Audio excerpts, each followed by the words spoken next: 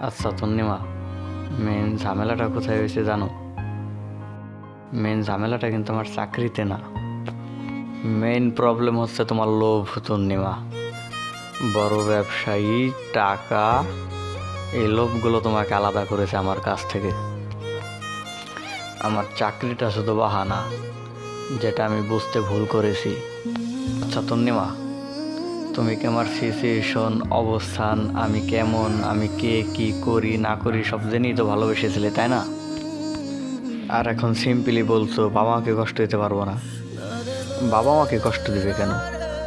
কষ্ট তো আমাকে দিবে, তাই না? আমাকে কষ্ট দেওয়ার জন্যই তো ভালোবেসেছিলে। তুমি ভালো থেকো তন্নিমা, অনেক বেশি ভালো। এতটা ভালো যে তুমি কখন আশাও করনি। All the best.